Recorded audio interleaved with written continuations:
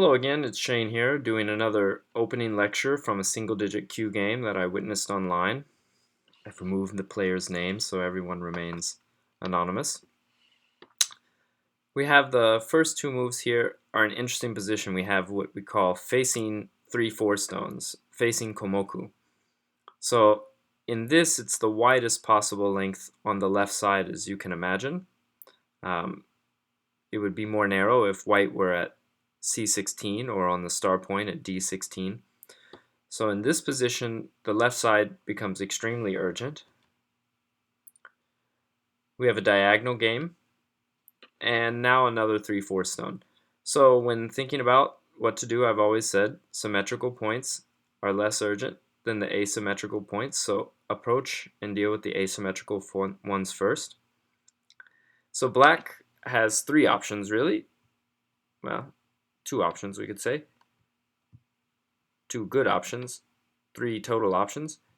He could make an enclosure around A or a point lower, or he could approach white around B or approach white around C.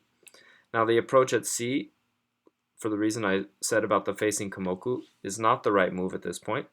So you should consider making your enclosure at A or the point below A at C5 or C6 or D6, or go ahead and be active and approach your opponent around B, or you can approach at the high approach at D15. So indeed, white is approached, and white makes a pincer. So this pincer is a very nice pincer choice because white's pincer is 3 spaces, so it's not so severe on the single black stone, but white is thinking about how he's going to negate the left side and try to get an approach onto black.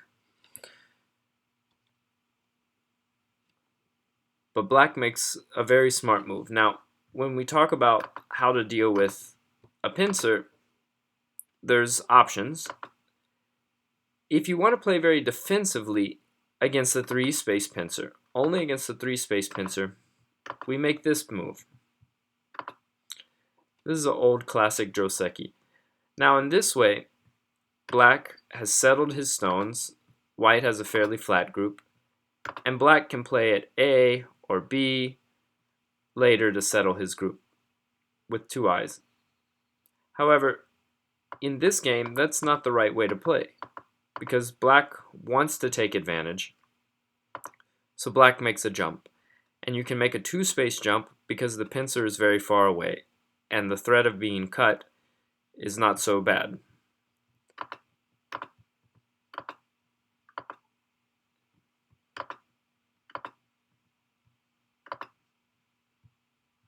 The threat of being cut here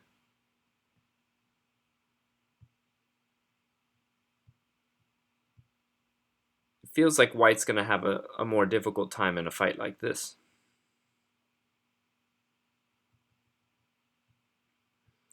So white also defends with the 2-space jump. Now when black makes this 2-space jump, he's anticipating fighting the single white stone, which he does.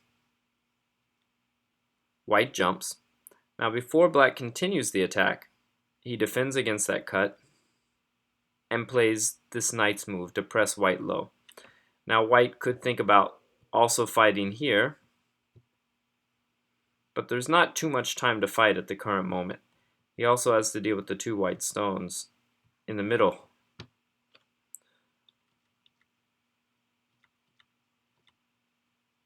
So black makes this very sharp, we call this the capping attack.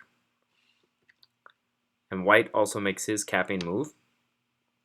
And black defends that stone from getting wrapped around white. And white makes this move. Now comes the point where black made a mistake in the opening. Take about 15-20 seconds and think about black's next proper move.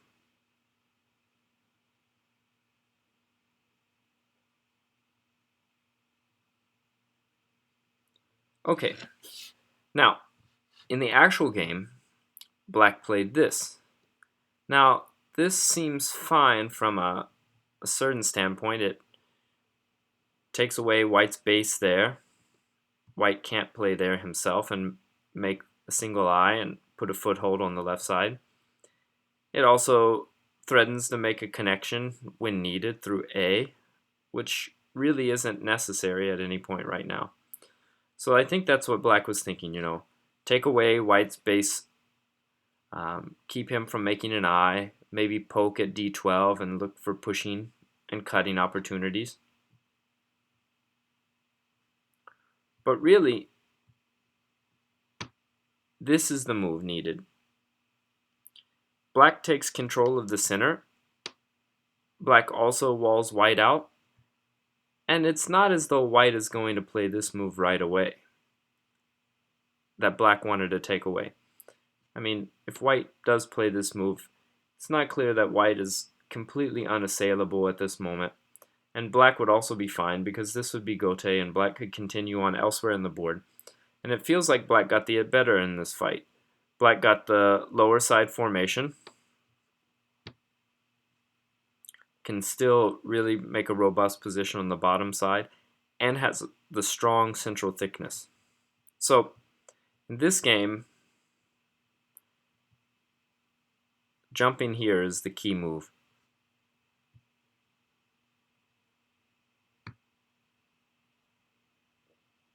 When black played this, white jumped here, and you can see that now the single attacking stone that black had doesn't feel like it's too useful. It is there creating some shape problems for white, but really black now has two groups to worry about. The upper side group doesn't have a full base yet. It's not connected throughout. And most importantly, there's no thickness in the center to speak of anymore.